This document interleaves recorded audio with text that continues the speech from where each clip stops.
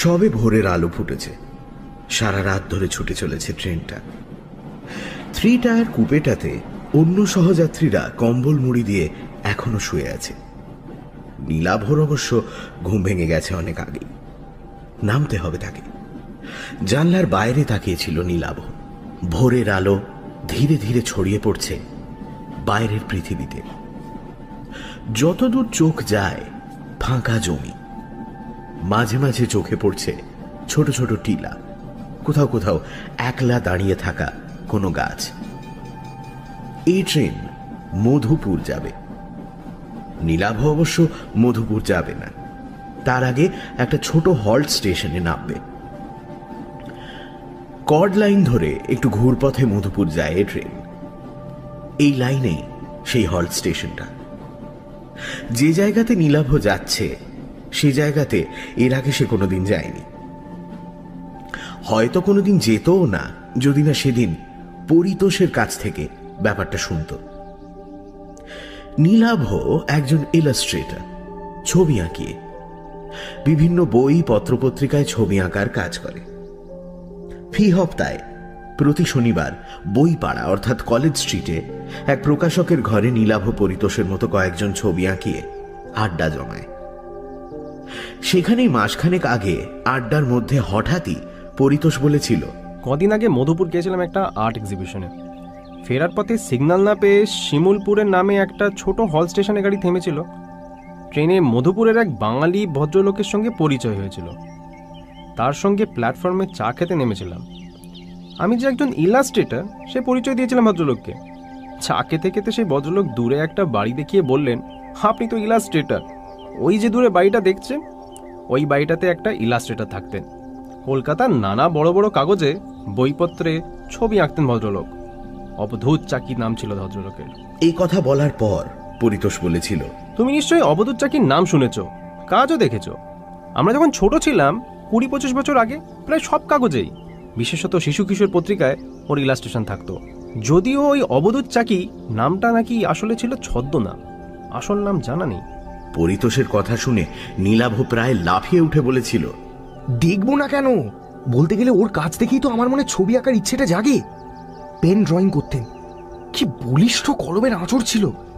নৈসর্গিক দৃশ্য হোক, ছুটন্ত ঘোড়া, তার হাতে সবকিছু যেন জীবন্ত হয়ে উঠত। জানিস, ছোটবেলায় ওর ছবিগুলো কপি করার চেষ্টা করতাম। আমার আঁকাতেও তার আঁকার খুব প্রভাব আছে, ভাবশিষ্যও বলতে পারো। তবে দুর্ভাগ্যের ব্যাপার এই যে তার আঁকা দেখে আঁকা শিখলেও তার সঙ্গে সাক্ষাতের সুযোগ ঘটেনি। এমনকি তার ফটোগ্রাফও দেখিনি কোনোদিন। অনেককে জিজ্ঞেস করেও তার বাড়ির ঠিকানা জানতে পারিনি। এই প্রথম তোমার মুখ থেকে তার বাড়ির খবরটা শুনলাম। ওর ছবিগুলো নিয়ে আমার একটা অ্যালবাম প্রকাশ করার বহুদিনের ইচ্ছা। ব্যাপারটা অনেকটা গুরুদক্ষিণাও বলতে পারো। তা তোমার সেই সহযাত্রী ভদ্রলোক আর কিছু বলেছিলেন অবধূত চাকি বা ওই বাড়িটার সম্বন্ধে? এই প্রশ্ন শুনে পরিতোষ জবাব দিল, ভদ্রলোক বলেছিলেন অবধূত নাকি একাই থাকতেন বাড়িটাতে। বছর 10 আগে রেল লাইনে আত্মহত্যা করে। বর্তমানে একজন কেয়ারটেকার গোছের লোক থাকে বাড়িটাতে। তুমি তো মাঝে মাঝে একা একা এদিক সেদিক বেরিয়ে পড়ো, একবার গিয়ে দেখে আসতে পারো বাড়িটা। ভদ্রলোককে আর দেখার সুযোগ না পেলেও তার কোনো ইলাস্ট্রেশন বা ফটোগ্রাফ পেয়ে যেতে পারো। ভবিষ্যতে সেসব জিনিস তোমার কাজে আসতে পারে। পরিতোষের কাছে কথাগুলো শোনার পর নীলাভ সেদিনই সিদ্ধান্ত নিয়েছিল যে পুজো সংখ্যার ইলাস্ট্রেশনের কাজগুলো মিটে যাওয়ার পর সে দেখে আসবে অবধূত চাকির বাড়িটা, যার ফলশ্রুতি তার এই ট্রেন যাত্রা। গতকাল রাতে কলকাতা থেকে নীলাভ উঠে বসেছে মধুপুরগামী এই ট্রেনে। জানলার বাইরে তাকিয়ে থাকতে থাকতে একসময় ঘড়ি দেখে নীলাভ অনুমান করল হল স্টেশনটা আর বেশি দূর নয়, অন্তত টাইম টেবিলে তাই লেখা আছে। নীলাভর ঠিক উল্টো দিকে লোয়ার বার্থে শুয়ে থাকা একটা লোক চাদরের আড়াল থেকে মুখ বার করে মাথাটা একটু তুলে জানলার দিকে তাকালো। তাই দেখে নীলাভ লোকটাকে প্রশ্ন করলো, আচ্ছা, শিমুলপুর হলটার কত সময় লাগবে বলতে পারেন? লোকটা প্রশ্ন শুনে জানলার বাইরে ভালো করে তাকিয়ে নিয়ে বলল, সামনেই আছে, ওর আর একটা নাম আছে, আত্মহত্যা হল্ট। আমরা এদিককার লোকেরা ওই স্টেশনটাকে ওই নামেই ডাকি। নীলাভ বিস্মিত হয়ে জানতে চাইল, তার মানে? লোকটা জবাব দিল, ফাঁকা স্টেশন তো, অনেকেই হল স্টেশনটাকে আত্মহত্যার জন্য বেছে নেয়। এমন ঘটনা বেশ কয়েকটা ঘটেওছে ওখানে, তাই ওই নাম হয়ে গেছে স্টেশনটা। কথাগুলো বলে আবার চাদর মুড়ি দিয়ে শুয়ে পড়ল লোকটা। তার কথা শুনে নীলাভর মনে পড়ে গেল পরিতোষের জানানো কথাটা। অবধূত চাকিও আত্মহত্যা করেছিল। কিছুক্ষণের মধ্যেই ট্রেনের গতি কমে এলো। ব্যাগ কাঁধে নিয়ে নীলাভ এগোল দরজার দিকে। নীলাভ নেমে পড়ল প্ল্যাটফর্মে। অন্য কোনো লোক গাড়ি থেকে নামল না। প্ল্যাটফর্মে পা রেখেই স্টেশনের এক প্রান্তে বিরাট এক শিমুল গাছ নীলাভর নজরে পড়ল। হয়তোবা ওই গাছটার জন্যই এই জায়গার নাম শিমুলপুর, মনে মনে ভাবল নীলাভ। ঠিক সেই সময় উল্টো দিক থেকে একটা গাড়ি এসে থামলো প্ল্যাটফর্মের অন্য পাশে। দুজন মাত্র লোক নামলো সে ট্রেন থেকে। ভোরবেলা সারাদিনে একবার মাত্র একই সময় আপ ডাউন দুটো গাড়ি একই সময় ওখানে এসে থামে। বেশ কয়েক জোড়া এক্সপ্রেস ট্রেন এই লাইনে চললেও তারা এখানে থামে না। দুটো ট্রেনই আধ মিনিটের জন্য প্ল্যাটফর্মে থেমে পরপর হুইসল বাজিয়ে প্ল্যাটফর্ম ছেড়ে চলে গেল। ফিরতি ট্রেনটা পরদিন এ সময় এখান থেকেই ধরবে নীলাভ। আজ রাতে মাথা গোঁজার মতো একটা আস্তানা খোঁজার দরকার নীলাভর। অন্য ট্রেন থেকে যে দুজন লোক নামলো তাদের দেখে নীলাভর স্থানীয় মানুষ বলেই মনে হচ্ছে। নিজেদের মধ্যে কথা বলতে বলতে নীলাভর দিকেই আসছিল তারা। নীলাভ তাদের উদ্দেশ্যে বলল, আচ্ছা, এখানে কাছাকাছি কি থাকার জন্য কোনো হোটেল বা ধর্মশালা কিছু আছে? প্রশ্ন শুনে একজন মৃদু থমকে দাঁড়িয়ে জবাব দিলেন, না, এখানে কোনো হোটেল ফোটেল হবে না। তারপর নীলাভর প্রতি কোনো আগ্রহ না দেখিয়ে নিজেদের মধ্যে কথা বলতে বলতে এগিয়ে গেলেন। কিছুক্ষণের মধ্যেই প্ল্যাটফর্মে একলা দাঁড়িয়ে রইল নীলাভ। একজনও লোক নেই প্ল্যাটফর্মে বা তার বাইরে, এমনকি কোনো চেকার বা রেল কর্মচারীও নয়। টিকিট কাউন্টারের মতো একটা ঘর আছে বটে, তবে সেটা বাইরে থেকে তালাবন্ধ। ভালো করে প্ল্যাটফর্মে বাইরে তাকাতেই বেশ কিছুটা দূরে একটা বাড়ি চোখে পড়ল তার। সামনেই দুর্গাপুজো। রেল লাইনের গায়ে আর দুপাশে জায়গায় জায়গায় কাশফুলের ঝাড়। তার মধ্যে দিয়ে একটা পায়ে চলা পথ এগিয়ে গেছে বাড়িটার দিকে। আরো একটা শিমুল গাছ আছে সেদিকে। নিশ্চয়ই ওই বাড়িটা অবধূত চাকিরই হবে, কারণ পরিতোষও প্ল্যাটফর্মে দাঁড়িয়ে বাড়িটা দেখতে পেয়েছিল। ও বাড়িটা ছাড়া অন্য কোনো ঘর বাড়িও চোখে পড়ছে না। তাহলে আগে ওখানেই যাওয়া হোক। এ কথা ভেবে নিয়ে নীলাভ প্ল্যাটফর্মের ঢাল বেয়ে নেমে বাড়িটার দিকে যাবার পথ ধরল। বেশ কয়েকটা বাঁক নিয়ে পায়ে চলা পথটা বাড়িটার দিকে গেছে। কিছুটা এগোবার পরে একটা ছোট নালা চোখে পড়ল একটা বাঁক পেরিয়ে। তির করে জল বইছে তাতে। মাত্র হাত দশেক চওড়া হবে সেটা। বাঁশের একটা সাঁকো রয়েছে তার উপর দিয়ে। একদিক থেকে এসে অন্যদিকে কাশের বনের আড়ালে হারিয়ে গেছে সেটা। আরো কিছুটা এগিয়ে অন্য একটা বাঁকের মুখে শিমুল গাছের কাছে উপস্থিত হলো নীলাভ। সেখান থেকে বাড়িটা খুব কাছে। নীলাভ বাড়িটার দিকে তাকিয়ে বুঝতে পারল সেটা আসলে বাড়ির পেছন দিক। পথটা গিয়ে বাড়িটার সামনে দুভাগে ভাগ হয়েছে। একটা পথ গিয়ে থেমেছে বাড়ির পেছনে একটা দরজার সামনে। অন্য পথটা বাড়িটাকে বেড় দিয়ে সম্ভবত তার সদর দরজাতে গিয়ে পৌঁছেছে। নীলাভ ঠিকই অনুমান করেছিল। বাড়িটার কাছে গিয়ে সে দ্বিতীয় পথটা ধরে পৌঁছে গেল বাড়িটার সামনের অংশে। বেশ বড় পুরনো লাল ইটের তৈরি চওড়া দেওয়ালের একটা বাড়ি। সামনে ধামলা টানা বারান্দায় বড় বড় দরজা জানলা, যদিও সেগুলো বর্তমানে বন্ধ। একসময় মধুপুর বা তার আশেপাশের অঞ্চলগুলোতে হাওয়া বদলের জন্য এমন বাড়ি বানিয়ে রাখতেন পয়সাওয়ালা বাঙালিরা। হয়তোবা তেমনই কেউ 70 বা 100 বছর আগে বানিয়েছিল ওই বাড়িটা। নীলাভর এমনই মনে হলো।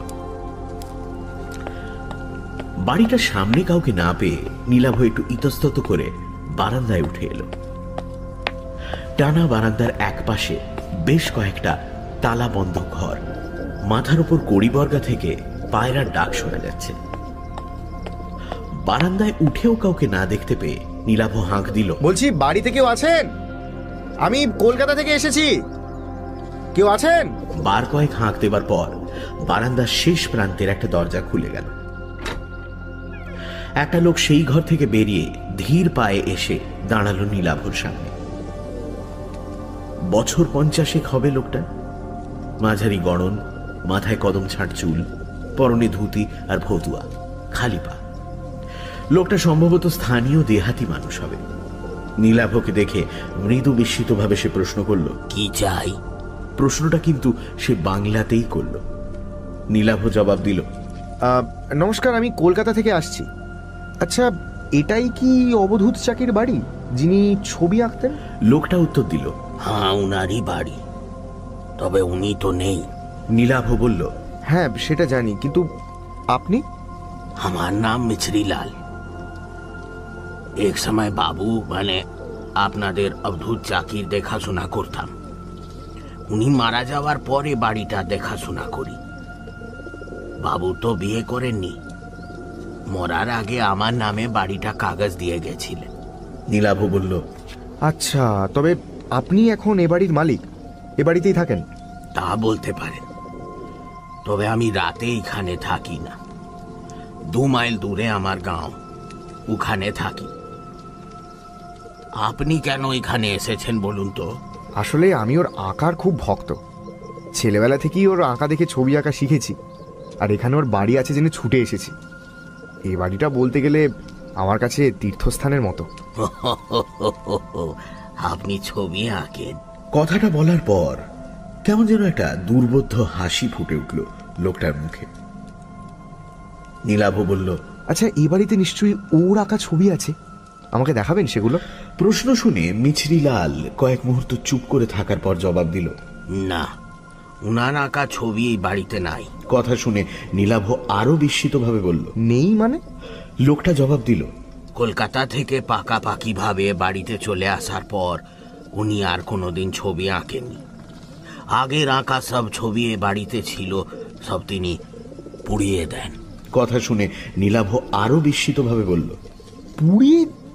পুড়িয়ে কেন দিয়েছিলেন? মিছরিলাল প্রশ্ন শুনে যেন মৃদু রুষ্টভাবেই বলল, ওসব কথা জেনে কাজ নেই, আর কিছু বলবেন?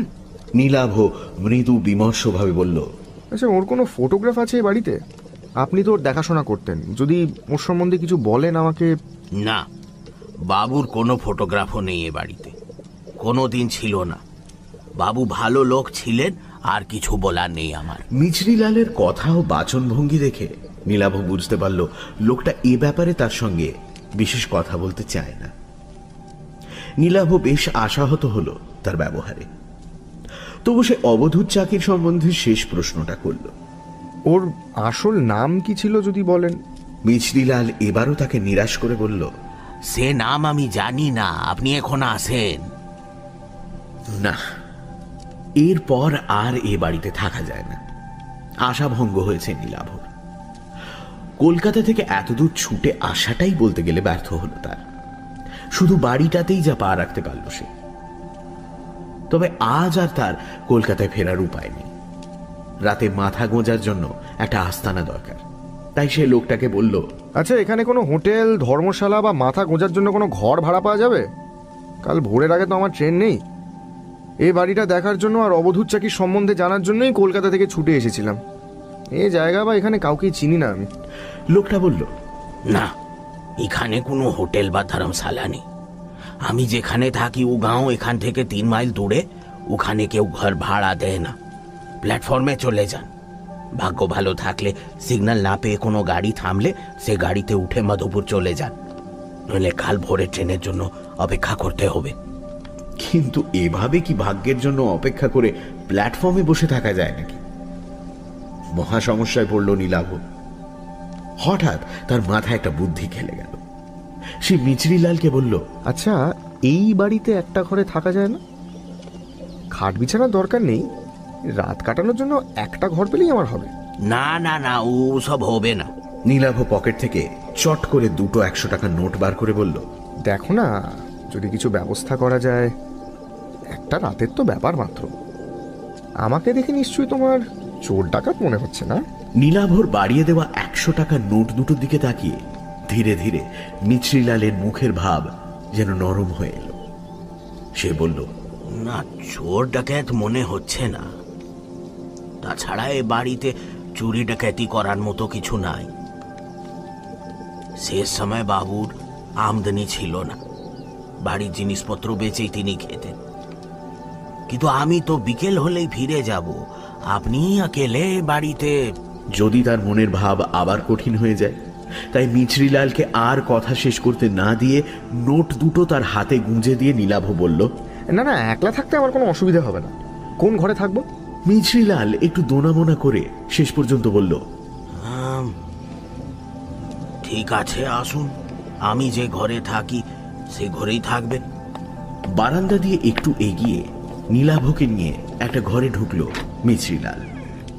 আসবাব বলতে ঘরের মাঝখানে একটা তক্তপোষ রাখা আছে, আর ঘরের কোণে রাখা আছে একটা কুঁজো আর গ্লাস। খোলা জানলা দিয়ে বাইরের জমিতে কাশবন দেখা যাচ্ছে। নীলাভর ব্যাগে চাদর, মোমবাতি, বেশ কয়েকটা বিস্কুটের প্যাকেট রয়েছে। একটা রাত নীলাভর এখানে থাকতে বিশেষ সমস্যা হবে না। মিছরিলাল তাকে ঢুকিয়ে ঘরের বাইরে বেরিয়ে গেল। বিকেল পর্যন্ত সময়ের কিছুটা সময় ঘুমিয়ে আর কিছুটা সময় একটা গল্পের বই পড়ে কাটিয়ে দিল নীলাভ। বিকেল বেলা সূর্যের তেজ কমলে নীলাভর মনে হলো বাইরে থেকে একবার ঘুরে আসা যাক। ঘরের বাইরে বারান্দায় বেরোতেই নীলাভ দেখতে পেল মিছরিলাল দাঁড়িয়ে আছে। নীলাভকে দেখে বলল, আমি এখন ফিরে যাব। বারান্দা থেকে একসঙ্গেই বাড়ির বাইরে নেমে এলো তারা দুজনে। মিছরিলাল অন্যদিকে চলে যেতে গিয়েও একটু থমকে দাঁড়িয়ে প্রথমে বলল, अंधेरा होने के पहले लौट आइएगा, और राते ঘরের বাইরে বেরোবেন না। কেন? এখানে চোর ডাকাতের উপদ্রব আছে নাকি? नहीं, वो नहीं, पर তবে কি ভূত প্রেতের ভয়? আমার কিন্তু ওসবে একদম বিশ্বাস নেই। কথাটা শুনে কয়েক মুহূর্ত নীলাভর দিকে তাকিয়ে রইল মিছরিলাল। তারপর ধীরে ধীরে এগোলো তার গ্রামে ফেরার জন্য। নীলাভ এগোলো তার উল্টো দিকে, যেদিকে রেল স্টেশন আছে সেই দিকে, যদি কোনো লোকজনের দেখা মেলে সেই আশায়। প্ল্যাটফর্মে উঠে এলো নীলাভ, কিন্তু একই রকম জনশূন্য রেল স্টেশন, একটা লোকও নেই কোথাও। তবে দিন শেষের আলোতে বেশ সুন্দর লাগছে চারপাশ। দিগন্ত বিস্তৃত কাশের বন রাঙা হয়ে উঠেছে বিদায়ী সূর্যের আভাতে। মৃদু বাতাসে তাদের মাথাগুলো দুলছে। রেল লাইনের মাথার উপর বিদ্যুতের তারে দোল খাচ্ছে ফিঙের ঝাঁক। এঁকে বেঁকে একসময় ছোট হতে হতে হারিয়ে গেছে দুপাশের রেল লাইন। নির্জন প্ল্যাটফর্মে একটা বেঞ্চে এসে বসলো নীলাভ। তার মনে হলো হয়তোবা এরকম বিকেলে এখানেই বসেছিলেন অবধূত। এখানে বসেই হয়তো তিনি তার ছবির কথা ভাবতেন। বাড়িটাতে তার কোনো ছবি না পেলেও বাড়িটা তো দেখা হলো নীলাভর, সেটাই বা কম কি। পরদিন ভোরে বাড়িটা ছাড়ার সময় মোবাইল ফোনের ক্যামেরায় বাড়িটার একটা ছবি তুলে রাখতে হবে। মনে মনে নানা কথা ভাবতে লাগলো নীলাভ। বেশ কিছুক্ষণ বেঞ্চে বসে থাকার পর নীলাভ খেয়াল করল সূর্য প্রায় ডুবে গেছে, আলো মরে যেতে শুরু করেছে। এবার ফিরতে হবে তাকে। বেঞ্চ থেকে উঠে দাঁড়িয়ে ফেরার জন্য পা বাড়াতে যাচ্ছে নীলাভ, ঠিক সেই সময় তার চোখে পড়ল প্ল্যাটফর্মে যেদিকে শিমুল গাছটা আছে সেদিক থেকে প্ল্যাটফর্মে উঠে আসছে একজন লোক। লোকটা এগিয়ে এসে নীলাভর সামনে থমকে দাঁড়ালো। তার পরনে ধুতি পাঞ্জাবি, চোখে কালো ফ্রেমের চশমা, ফর্সা গোলগাল চেহারা। বয়স মনে হয় 60 পেরিয়ে গেছে, মাথার চুলে পাক ধরেছে। লোকটা প্রথমে হিন্দিতে জানতে চাইল, आप क्या यहाँ ट्रेन पकड़ने आए हैं? पर इतनी रात को तो यहाँ कोई ट्रेन नहीं आती। নীলাভ তার ভাঙা ভাঙা হিন্দিতেই জবাব দিল, नहीं नहीं, यहाँ एक जगह है ना, वो वहाँ मैंने रुका था। आई नो कि এখন ট্রেন নেই, সো এই বিকেলবেলা থোড়া ঘুমনে। নীলাভর অপটু হিন্দি আর তার মধ্যে বাংলা টান দেখেই সম্ভবত ভদ্রলোক বুঝতে পারলেন নীলাভ বাঙালি। মৃদু হেসে বললেন, বাঙালি মনে হচ্ছে, আরে আমিও তো বাঙালি। তার কথা শুনে নীলাভ হেসে ফেলে বলল, আরে দূর মশাই, হিন্দি কি কেউ সাদে বলে নাকি? বাঙালি, কলকাতা থেকে আজই এসেছি, আবার কাল ভোরের ট্রেনেই ফিরে যাব। লোকটা এবার হাত জোড় করে নীলাভকে নমস্কার করে বলল, নমস্কার, আমার নাম অনিকেত চট্টোপাধ্যায়, স্থানীয় লোক, এখানেই থাকি। আপনি কোথায় এসেছেন এখানে? নীলাভ প্রতি নমস্কার জানিয়ে বলল, নমস্কার, আমার নাম নীলাভ বাগচি, আমি ইলাস্ট্রেটর, মানে ওই বই পত্রপত্রিকায় ছবি আঁকার কাজ করি আর কি। এখানে অবধূত চাকি নামে এক বিখ্যাত শিল্পীর বাড়ি আছে, ওই যে ওইখানে যে বাড়িটা আছে ওইটা। আমি ওই বাড়িটাই দেখতে এসেছি, রাতটুকু ওখানেই থাকবো। কথাটা শুনে ভদ্রলোক বললেন, আমি এটাই অনুমান করেছিলাম যে আপনি ওখানেই এসছেন, অবধূত বাবুর বাড়ি। আচ্ছা, আপনার সঙ্গে তার পরিচয় ছিল? বিলক্ষণ ছিল। কথাটা শুনে নীলাভ আগ্রহী হয়ে বলল, তাই নাকি? তা তার সম্বন্ধে কিছু জানাবেন আমাকে? তাকে কোনোদিন না দেখলেও বলতে গেলে তিনি আমার শিক্ষাগুরু ছিলেন। পত্রপত্রিকায় ছাপা তার আঁকা দেখেই বলতে পারেন যা কিছু শিখেছি আর কি। কি আর বলবো, ভালো মানুষ ছিলেন, ভালো ছবি আঁকতেন। শেষ জীবনে অবশ্য আঁকা ছেড়ে দিয়েছিল। আর কিছু তার ব্যক্তিগত জীবন সম্পর্কে কোনো তথ্য? শেষ জীবনে অবসাদে ভুগছিলেন, আত্মহত্যা করেন। তবে মৃত মানুষের ব্যক্তিগত জীবন নিয়ে আমি আলোচনা করি না। তা তো বটেই নিশ্চয়ই। জানেন, অনেক আশা নিয়ে এসেছিলাম এখানে, যদি তার কোনো ছবি টবি দেখা যায়। কিন্তু তা দেখতে পেলাম কই। শুনলাম ওর সব আঁকা নাকি উনি পুড়িয়ে দিয়েছিলেন। অনিকেত বাবু প্রথমে জবাব দিলেন, ঠিকই শুনেছেন। তারপর একটু চুপ করে থেকে বললেন, তবে ওর শেষ আঁকার খাতাটা কিন্তু ওই বাড়িতেই আছে, কিছু ছবিও আছে তাতে। কথাটা শুনেই নীলাভ বিস্মিতভাবে বলল, তাই নাকি? কিন্তু ও বাড়িতে মিছরিলাল বলে যে লোকটা থাকে, সে তো কিছু বললো না আমাকে। হ্যাঁ, খাতাটা আছে। মিছরিলাল খুব ভালোবাসতো অবধূত বাবুকে। ওই খাতাটাই তার কাছে অবধূত বাবুর শেষ স্মৃতি। খাতাটা পাছে কেউ হাতিয়ে নেয় বা খাতাটা যদি কোনো ক্ষতি হয়, সেই জন্য খাতাটা কাউকে দেখাতে চায় না। ইস, ছবিগুলো যদি একবার দেখা যেত। ভদ্রলোক কয়েক মুহূর্ত স্থির দৃষ্টিতে নীলাভর দিকে তাকিয়ে থেকে বললেন, আপনি ছবির খাতাটা সত্যি দেখতে চান? তাহলে সে ব্যবস্থা আমি করতে পারি। নীলাভ বলে উঠল, হ্যাঁ, অবশ্যই দেখতে চাই। আপনি আপনি ব্যবস্থা করবেন? তার আঁকা দেখার জন্য যখন আপনি এত দূর ছুটে এসেছেন, তখন সে সাহায্য আমি না হয় করব। ও বাড়ির কোন ঘরে কোথায় খাতাটা রাখা আছে আমি জানি। আপনি বাড়ি ফিরে যান, রাতে আমি ওই বাড়ি যাচ্ছি, জেগে থাকবে। আমি যে কিভাবে আপনাকে ধন্যবাদ জানাবো আমি ঠিক। কথাটা শুনে ভদ্রলোক হেসে বললেন, আগে ছবিগুলো দেখুন, তারপর ধন্যবাদ দেবেন। আমি এখন আসি, রাতে দেখা হচ্ছে। হ্যাঁ, গুড নাইট। এই বলে ভদ্রলোক প্ল্যাটফর্মের অন্য দিকে হাঁটতে শুরু করলেন। সন্ধে নামতে শুরু করেছে। নীলাভ এবার প্ল্যাটফর্ম ছেড়ে এগোলো বাড়িটাতে ফেরার জন্য। সে যখন ঘরটাতে ফিরে এলো, ঠিক তখন বাইরে ঝুপ করে অন্ধকার নামল। ঘরে ঢুকে মোমবাতি জ্বালিয়ে বসলো নীলাভ। একসময় বাইরে ধীরে ধীরে অন্ধকার কেটে গিয়ে চাঁদ উঠতে শুরু করলো। অনিকেত বাবুর জন্য প্রতীক্ষা করতে লাগলো সে। সময় এগিয়ে চলল, 7টা, 8টা, কিন্তু ভদ্রলোকের দেখা নেই। বাইরে গোল চাঁদ ধীরে ধীরে মাথার ওপর উঠতে লাগলো। রাত 9টা যখন বাজলো, তখন নীলাভর মনে হতে লাগলো হয়তো ভদ্রলোক আর নাও আসতে পারে। হয়তো তিনি নীলাভকে বাইরের লোক দেখে মশকরা করেছেন অথবা কোনো কাজে আটকে পড়েছেন। একটা দোলাচলের মধ্যে তবু নীলাভ তার অপেক্ষা করতে লাগল।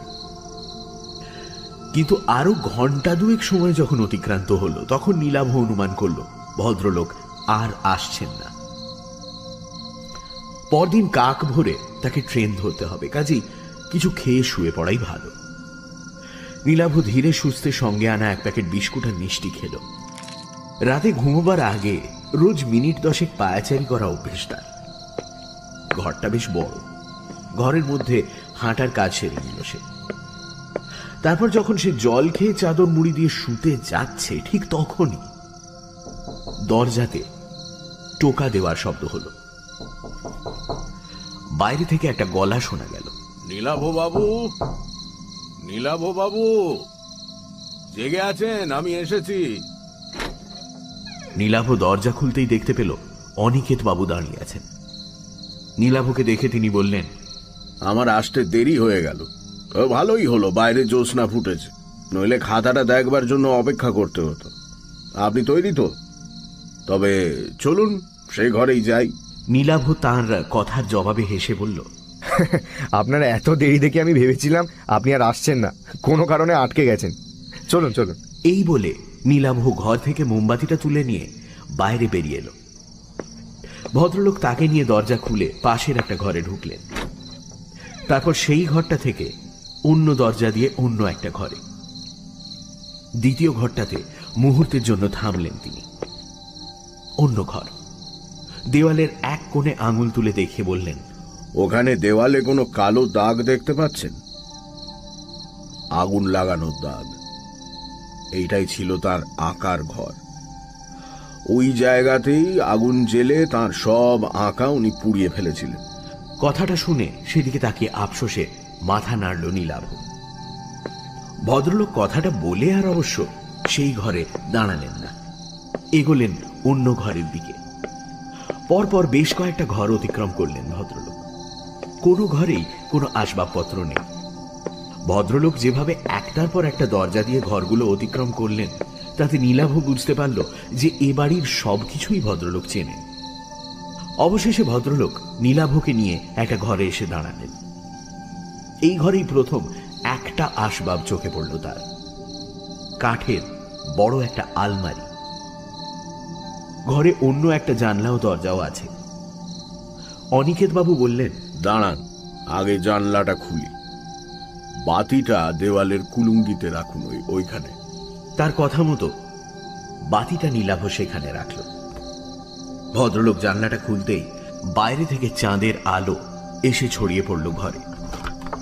বাইরে তাকিয়ে নীলাভ বুঝতে পারল বাড়ির পেছন দিকের একটি ঘরে এসে সে উপস্থিত হয়েছে।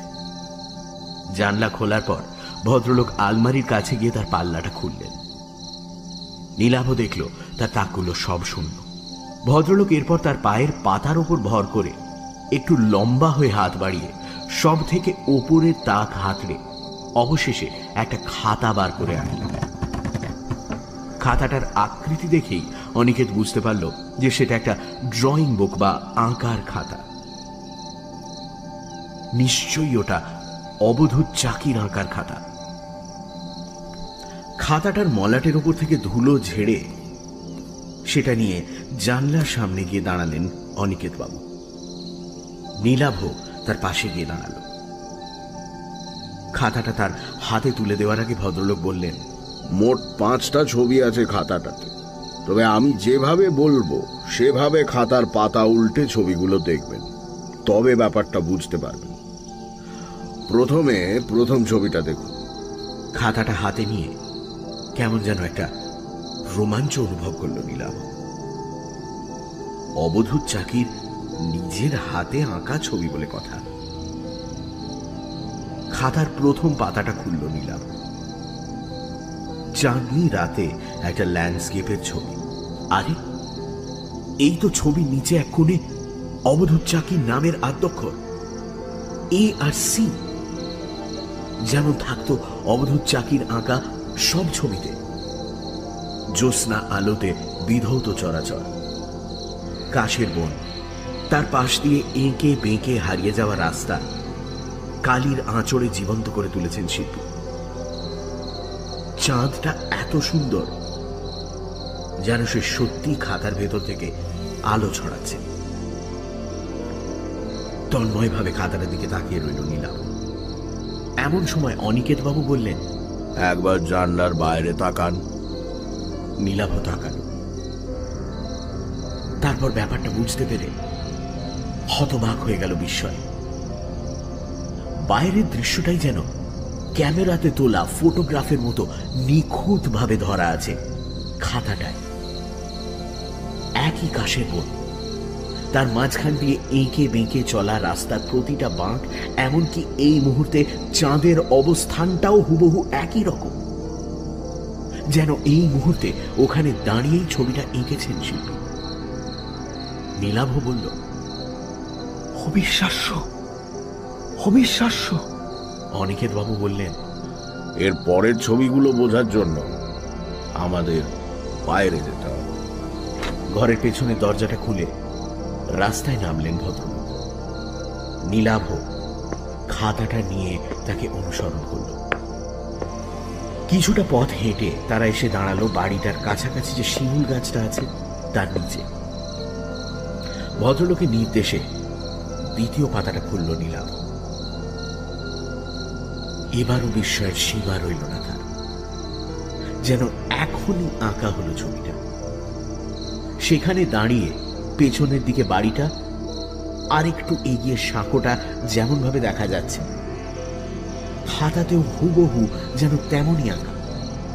এমনকি বাড়ির পেছনের দরজাটা যে খোলা তাও ছবিটাতে স্পষ্ট বোঝা যাচ্ছে। ভদ্রলোক তাকে কেন বাইরে আনলেন তা এবার বুঝতে পারল নীলাভ। শিমুল গাছের তলা ছেড়ে তারা এরপর এগোলো সামনের দিকে। এসে থামল সাঁকোটার ওপর। তৃতীয় পাতার ছবিটার সাথে এই জায়গার হুবহু মিল। বাড়িটা অনেক দূরে সরে গেছে। রেল লাইনের দিকটা কিছুটা চোখে পড়ছে এবার। অনিকেত বাবু বললেন, চাঁদের অবস্থানটা খেয়াল করুন। আমাদের এগোবার কারণে আমাদের কাছে চাঁদের অবস্থান যেমন বদলাচ্ছে, ছবিতেও কিন্তু তেমনই বদলাচ্ছে। নীলাভ বুঝতে পারল ভদ্রলোকের কথাগুলো 100% সত্যি। কিন্তু এই মুহূর্তে এখানে দাঁড়িয়ে কেউ যদি ছবিটা না আঁকে তবে তা কিভাবে সম্ভব? অনিকেত বাবু যেন মৃদু হাসলেন। ছবির অন্য পাতা দুটো দেখার আকর্ষণে নীলাভ আবার অনুসরণ করল তাকে। তারা এরপর যে জায়গায় এসে দাঁড়ালো সেখান থেকে প্ল্যাটফর্ম আর রেল লাইন স্পষ্ট দেখা যাচ্ছে। অনেক পেছনে দেখা যাচ্ছে ফেলে আসা বাড়িটা। চতুর্থ ছবিটাতে তেমনই আঁকা রয়েছে, যেন সময়ের সাথে সাথে খাতার পাতায় ছবি এঁকে চলেছে কেউ।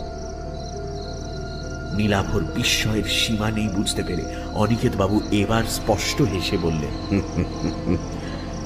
এই খাতার শেষ ছবিটাই আসল ছবি।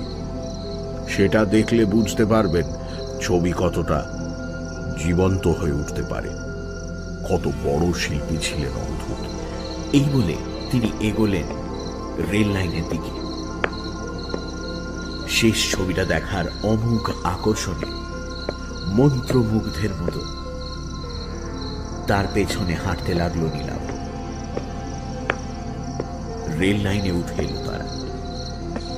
অনিকেত বাবু বেশ কিছুটা দূরে রেল লাইনের গায়ে একটা ইলেকট্রিক পোস্ট দেখিয়ে দিয়ে বললেন, রেল লাইনের মধ্যে দিয়ে হাঁটতে হাঁটতে সোজা ওই পোস্টের সামনে গিয়ে লাইনের মাঝখানে দাঁড়িয়ে খাতাটা খুলবেন।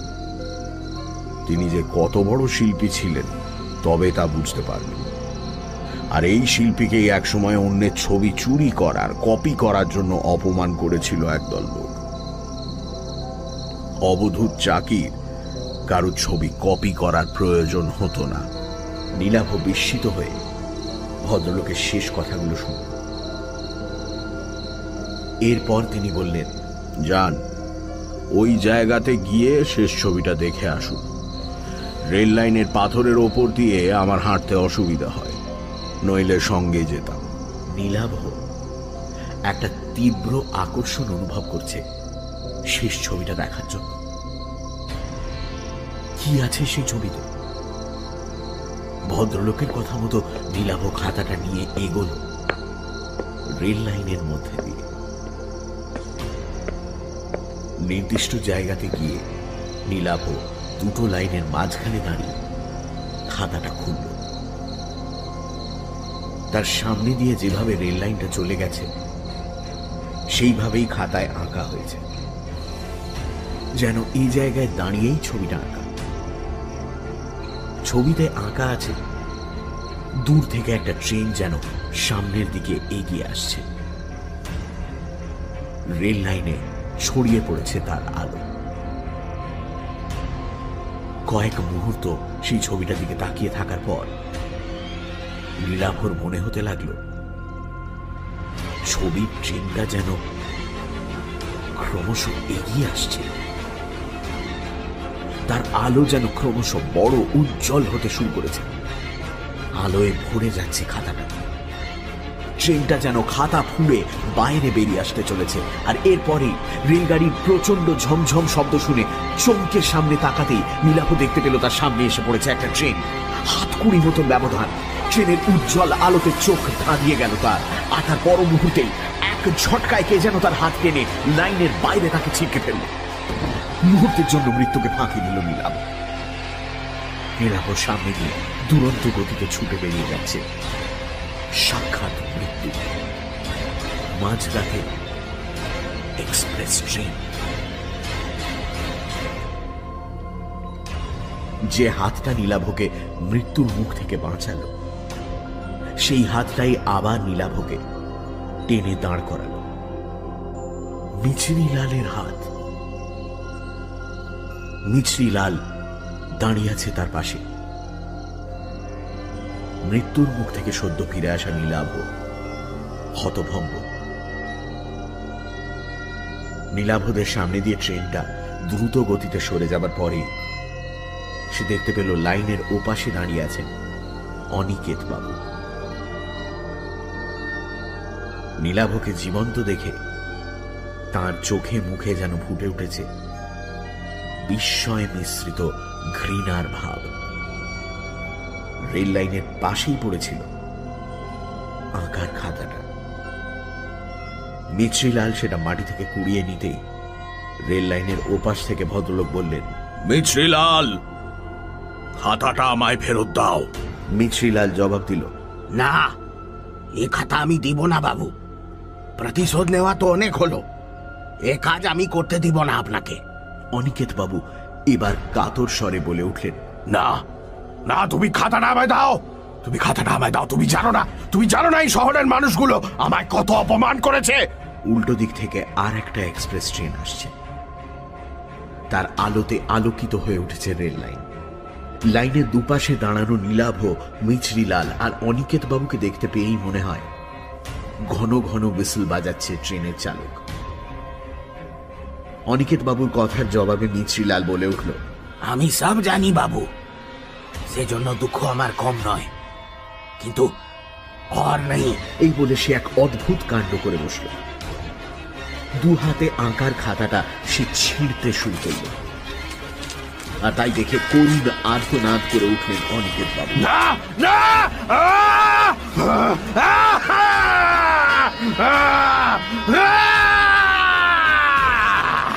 তারপর রেল লাইনে উঠে পাগলের মতো ছুটতে শুরু করলেন দানবের মতো ছুটে আসা ট্রেনটার দিকে।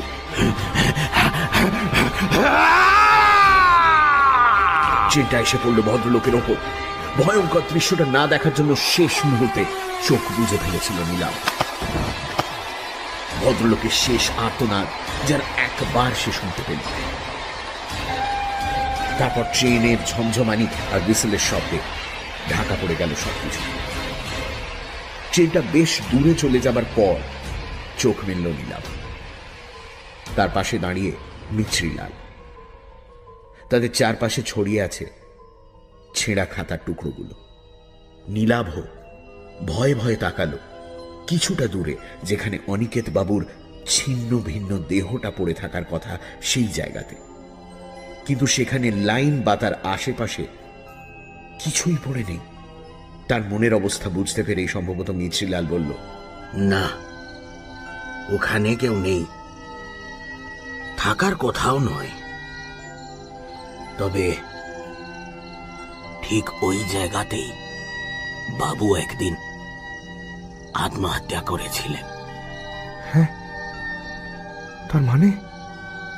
তার মানে আমার সঙ্গে আপনি এবার বাড়িটাতে ফিরে চলুন, ওখানে গিয়ে সব বলছি আমি আপনাকে। নীলাভর মাথার ভেতর যেন সব তালগোল পাকিয়ে যাচ্ছে। মিছরিলালের পেছনে টলতে টলতে সে এগুলো বাড়িটার দিকে।